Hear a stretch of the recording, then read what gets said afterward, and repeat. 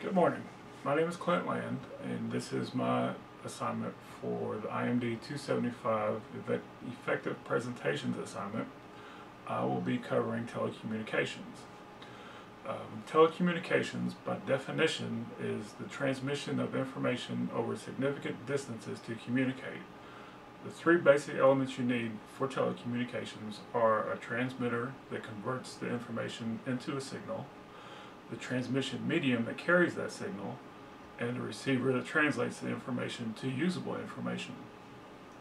Some examples of telecommunications, even though very primitive, smoke signals, light beacons used like on Navy ships that flash light back and forth. You have to have a person sending the information on one ship and another receiving it on the second ship that can translate that into a usable message from ship to ship.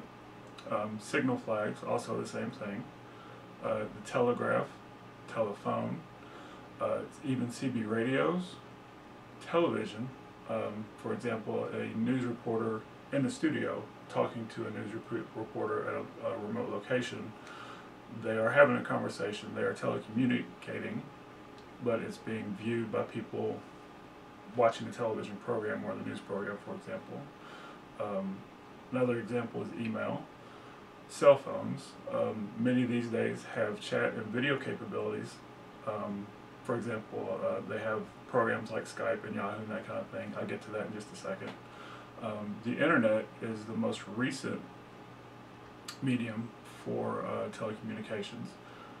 Many businesses use the internet these days. Email is basically everywhere. I have email on my phone. There are web-based email, there are server-based emails that you need like Outlook to check.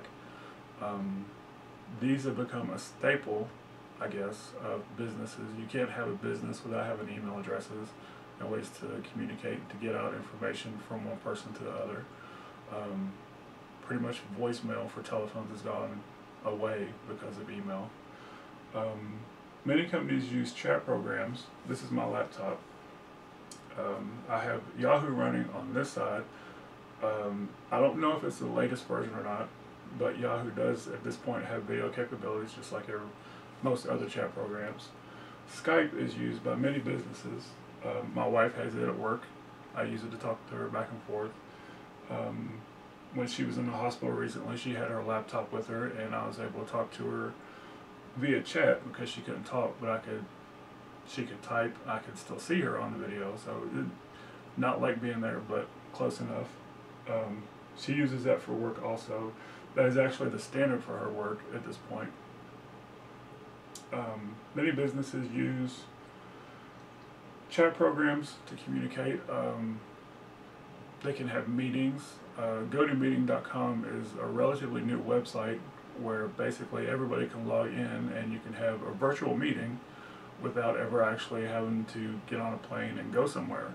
It could be people in offices side by side, or it could be one person on one coast and one person on the East Coast, one person on the West Coast, still sitting there having the same conversation.